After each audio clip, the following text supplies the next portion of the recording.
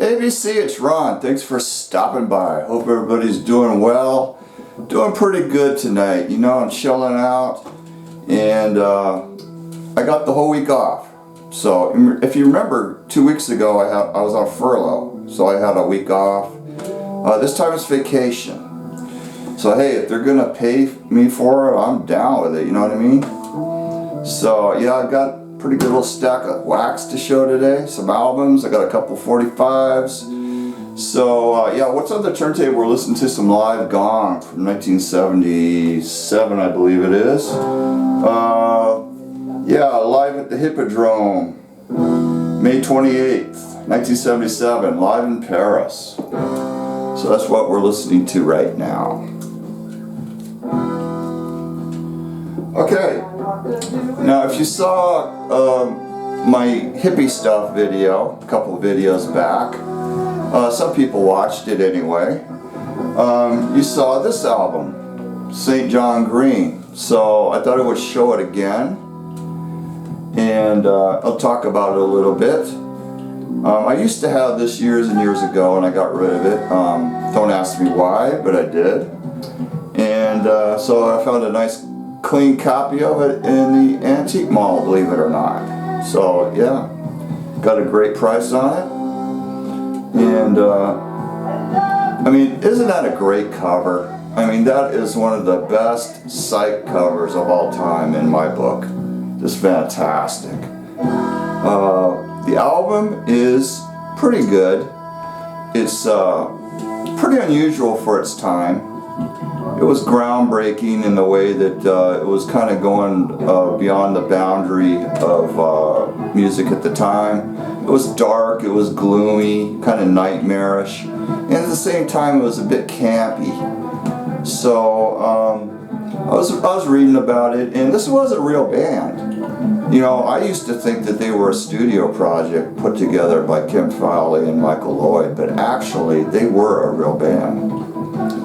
And they used to play live, you know, over in California. But, you know, I read a little bit on it, and Kim Fowley was talking about it. He called it a great fucking album.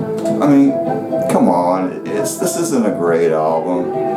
Maybe his ego was getting into it, you know, because he produced it. But it's far from a great album. But anyway, I'm glad to have it again, and it's a very cool LP, any way you look at it, I guess. Now this one is more of what you could call a great album. Black Sabbath, Master of Reality, 1971, their third album. Look at this crispy copy I got, in the shrink, near mint. It's not a first pressing, but it's an early second pressing on the Burbank Palm Tree label. And I don't think this originally had the poster with it, but I had a poster that I put in it.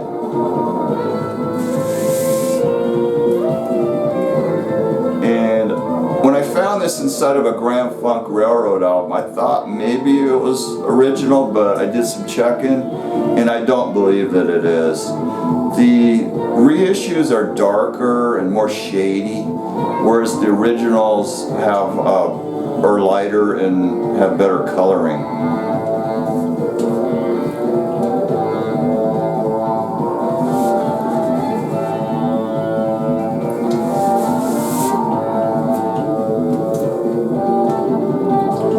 This next one is the first album by the B-52s, and this is another nice, clean, near mint, crispy copy. In fact, I bought it from the same dealer as that Black Sabbath. And kind of at the other end of the musical spectrum, isn't it? This came from a record store, and it's Record Masters, $7.99. Now, I don't know anything about that store, so if anybody can clue me in, please do. This is not a first pressing. The first pressings from 1979 will have custom B-52 labels. This one does not. It has just the regular Warner Brothers Shield label. But it's clean as a whistle, and it does have the custom inner sleeve. So really glad to get this great album. If you check on Rolling Stone's 500 greatest albums of all time, this comes in at number, I believe it's 152 or 153, right in there. And I think Rolling Stone did a good job of slotting this album into that position, because when you really think about it, a band coming out of nowhere, out of Athens, Georgia, I think they were from, and creating an album like this, it is pretty amazing. This next one is the second album from Ohio Express. This is another nice near mint in the shrink copy. It's a cutout, and it's got a $1.39 price sticker from Sutton Record Distributors. Now, if you're into psychedelia, you should know this album, and if you don't, shame on you. I mean, you may not appreciate bubblegum, but there's 4 songs on here that are just outstanding psych, and you really need to have this album. The songs are Into This Time, First Grade Reader, which is very heavy, and also Turn to Straw, massively psychedelic. That's a pretty amazing track right there. And the 4th one is A Time You Spent With Me, which closes the album, and it's over 5 minutes long. Those 4 songs are just really awesome. So you need this album, I'm telling you. And the good thing about it, it's cheap. So search this out if you don't have it, or if you're not familiar with it. I will try and put Turn to Straw into my comments if I can find it on YouTube, so you can check it out. This next one, it's a reissue of the second Deviants album. And this is Disposable. This is a UK reissue. And I'll get a shot of the hype sticker for you. This is a good album, and it's not, to me, it's not as good as the first one, it's not as good as the third one, but there is some good material on this album. And it's put out by Tiger Bay, 180 gram virgin vinyl. The pressing itself sounded fantastic. The fidelity, pretty good. It's enjoyable, but it leaves you wishing it was better. So they need to, try and get a better quality pressing out here somewhere, Gatefold cover. It's still in the shrink, so I can't open it up for you, but good one to search out. There's another issue that I picked up. This is Challengers. They're a legendary Latino band out of Puerto Rico, South America. And in fact, they're in the South America Rock and Roll Hall of Fame.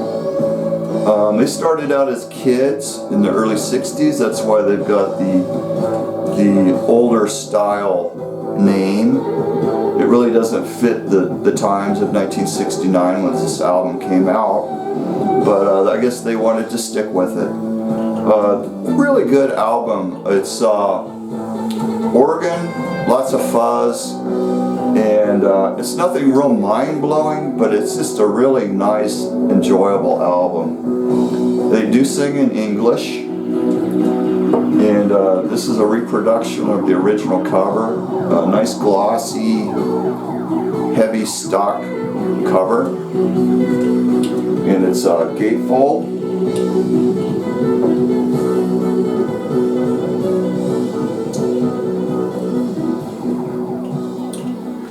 This was pressed by a Fab Beat label in South Korea, and it's a really, really good pressing.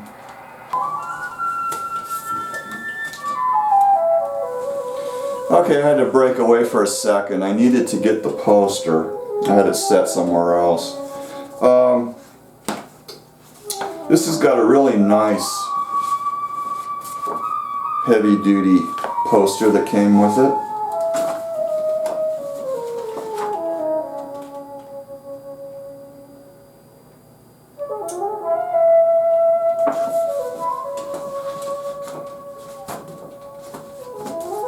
It came with a outer band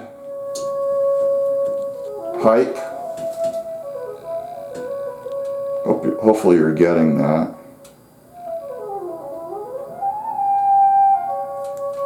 I don't really like these, but for whatever reason they decided to use them. Okay. This next one is a band I was unfamiliar with, and the guy at the record store played a little bit of it for me, and I really liked it. It's String Driven Thing, and they were from Scotland, and they're sort of progressive folk based. There are a few heavy songs on this album, and one song is pretty progressive. So it's kind of a mixture of three different styles, mainly male vocal, but there is a little bit of female. And this cover was done by Hypnosis in 1972.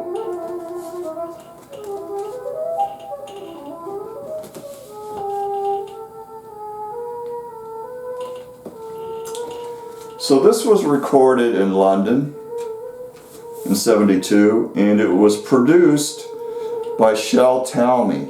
He produced The Who and The Creation. So very good album, 3 stars, and the one that came after this one, I can't remember the name of it, but it's even better than this one. So this is a US pressing on the famous Charisma label. I got 10 years after, A Space and Time, and I've been wanting this one for a long time.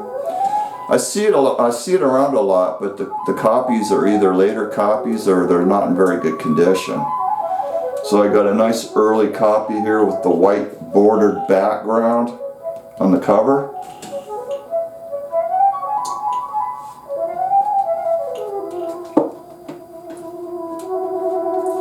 Here's Almond Duel 2, and the name of the album is Hijack from 1974. This is a US copy on Atco, and this has got some good material on it, but it's not as good as the earlier work. I really like the opening track, Can't Wait Part 1 and 2. That's a good one. So it's still the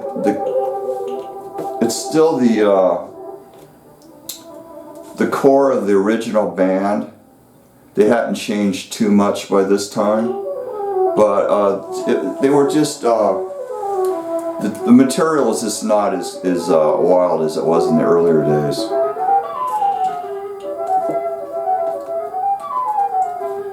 I got an original early sealed copy of T-Rex Electric Warrior. Picked this up at a pretty good price, and definitely cheaper than what they go for. They don't go for a whole lot of money, but it was definitely a nice find.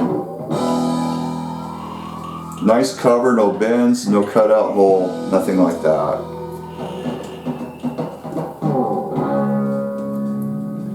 This next one I picked that up in an antique mall, and this next one I picked up in an antique mall from a different seller. And it's Tom Petty, Full Moon Fever, and this is an original 1989 pressing. Still sealed. So, wow. I mean, I got this for for less than what you would pay for a reissue. So these go up towards $100, and sometimes they even go for more than that, $1.25 even, you know. But wow, this is a really nice copy. So I'll be sitting on that for retirement. Very, very nice.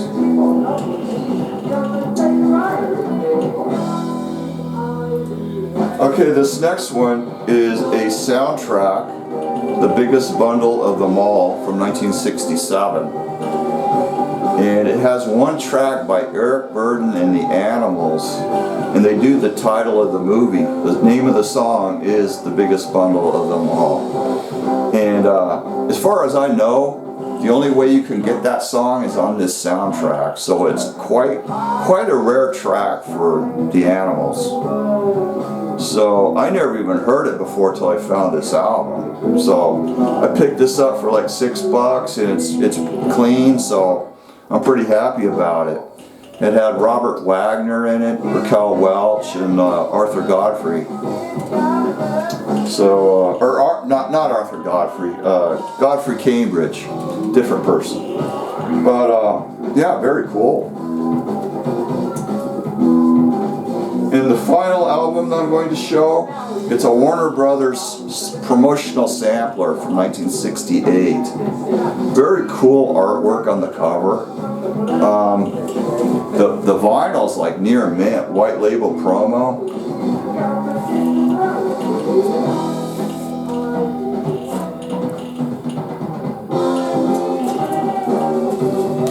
Pretty nice cover. And it's got some nice artists. It's got Kensington Market, The Collectors, The Grateful Dead, The Fugs, Jimi Hendrix Experience, Electric Prunes, and it's got some really nice kind of comical liner notes for each song. And I'll get the Prunes and the Jimi Hendrix so you can kind of, hopefully you can see it with the lighting that you have.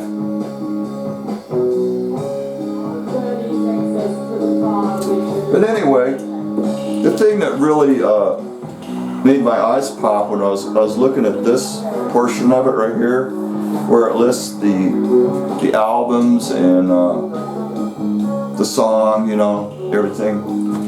For Jimi Hendrix, they have, instead of Axis Bull is Love, which if 6 was 9 came from, they have Electric Ladyland catalog number listed here. And instead of saying Electric Ladyland,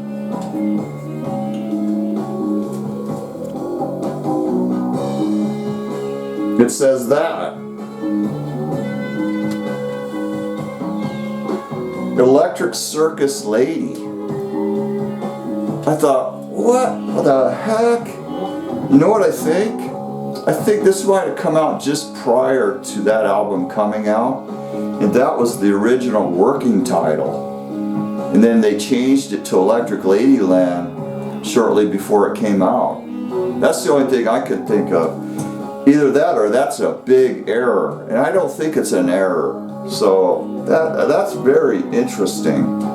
I tried to find some information on that online, and I wasn't able to. So if anybody can confirm that the working title for Electric Ladyland was indeed Electric Circus Lady, let me know.